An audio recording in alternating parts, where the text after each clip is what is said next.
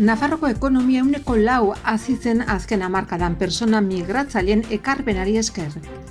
Herri lanen zuzendaritzak etulainerako sarbidea 3,5 tonatigorako ibilgailuentzat mugatzen duten seinalea jarri ditu. Nafarroak ume toki lepoko minbiziaren baeketa hasi du eta hil honen amaieratik aintzinera 160.000 emakume baino gehiagorengana iris daiteke. 41 kilometro baino gehiagoko bizikleta ibilbideak Funes, Peralta, Falces eta Marzilla lotuko ditu. Bianak Printzerriko erakundearen 6. mendeurrena ospatu du. Metalezko Bosch zezenek urtean 357 gauez eginen dute lo Santo Domingoko eskortetan. Iruñeko udalak musika ekintzailetzari buruzko ikastaroaren 3. edizioa abiarazi du 14 eta 30 urte bitarteko gaztei zuzenduta dago eta disko bat nola editatu, bira bat nola antolatu du edo industriaren barruan sustapen ekintzak nola sustatu irakasten du. Gaur abiatuko da Euskal Novela Beltzaren astea baztanen, Suak erreko ezbalu novelaren aurkezpenarekin Ilunabarreko 7 erditan Arizkunen.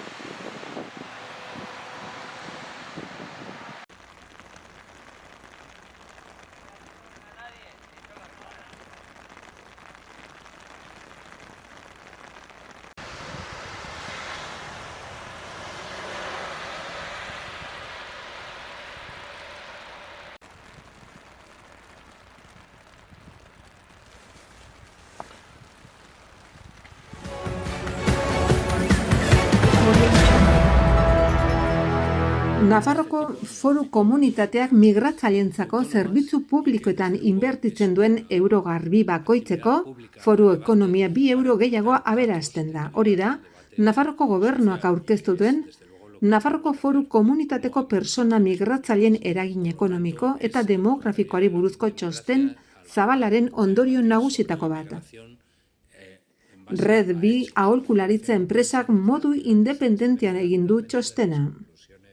Azterlan Zorrotzarek dakarren berritasun nagusia egilek azpimarratu dutenez hazkunde ekonomikoan duen eragina da. Horrela, datuak aztertu eta Nafarroaren hazkundea biztanleria migratzailerik gabe nolakoa izango zen jakiteko proiekzio ereduak sortu ondoren ondorioztatzen den ondorio nagusia da migratzailek Nafarroko Foru Erkidegoko ekonomian parte hartzearen onura ekonomiko zenbatetzea.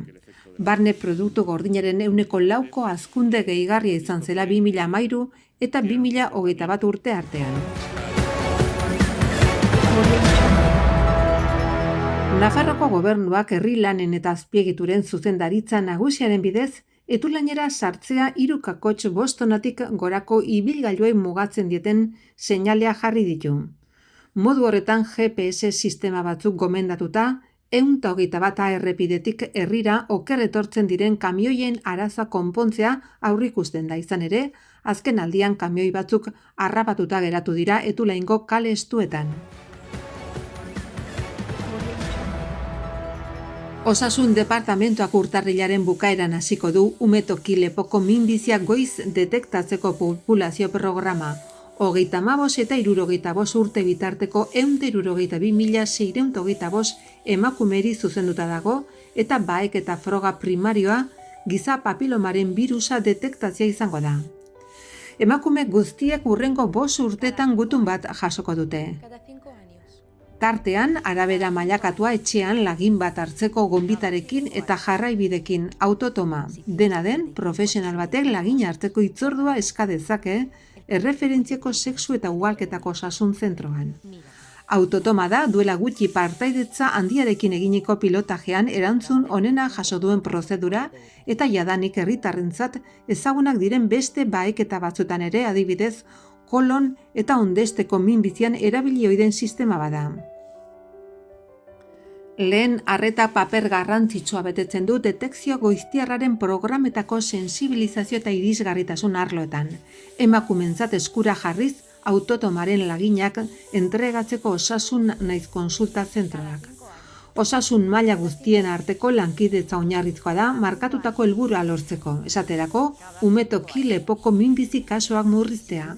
Arrazoi honekin lotutako heriotza tasa murriztea, ala nola, gaixotasun honen diagnostikoa jasotzen duten pazienten bizi kalitatea hobetzea.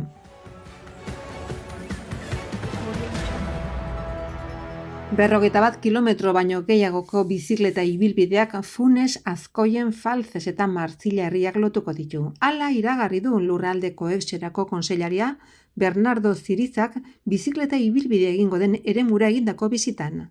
Jarduketa Lurralde Kohetsiorako departamentoak sustatutako bizikletentzako azpiegiturak eraikitzeko laguntzen deialdiaren barruan sartzen da.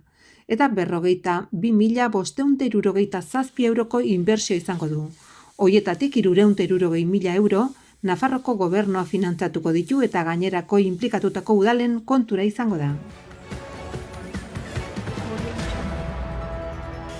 Aniversarios como el que celebramos hoy nos colocan frente a nuestra propia historia. Txibite Nafarroko lehendakariak amaiera eman dio Bianako Printzerria erakundearen 6. mendeurrena ospatzeko ekitaldiari. Bertan, etorkizun solido eraikitzeko gure historia ezagutzea garrantzitsua dela adierazi du. Atzera begirako ariketa honek herrialdeari buruzko ikuspegi izaten laguntzen digu, gure oraina ezagutzeko, oraina bizitzeko eta gure orainaren parte izateko eta etorkizunera begira proiektatzeko bitarteko bada esan du.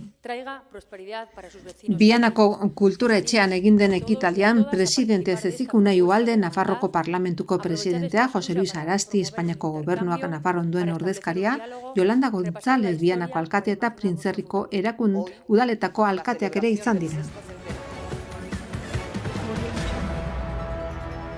San Ferminen urtaro izaera gainditzeko proposamen turistikoak egiteko, Iruñeko udalaren proposamenen barruan, Santo Domingoko aldapako eskortetan eskultura bat egonen da ikusgai. Eskultura bizitariari aukera emanen dio San Ferminetan eskortek duten itxura irudikatzeko, gauetik enzierraren unera arte zezenak bertan egoten baitira. Bertan Iruñeko udalak 5 metroko luzerako eta bat kakotx 8 metroko garaierako multzo artistiko bat instalatu du. 5 zezenen profila eskala errealean erreproduzitzen duena. Laxerrez ebakitako, mekanizatutako eta labean lakatotako oxiron beltzeko 2 osagaiko 10 milimetroko xafla metalikoa zegina. Elementu berri hori gainera Iruñako harresi multzoan integratzen da dagoen espazioan, egindako birgaitze integralari esker. Horri gehitu behar zaizkio aurten Guardia Gorpuzaren eremua San Ferminen interpretazio zentro tematiko bihurtzeko dagoeneko martxan dauden lanak. San Ferminak 375 esperientzia zentroan izanen dena, Europar Batasunak Next Generation Funtsen bidez finantzatutako berreskuratze, eraldatze eta erresilientzia planaren barruan birgaitzen ari da.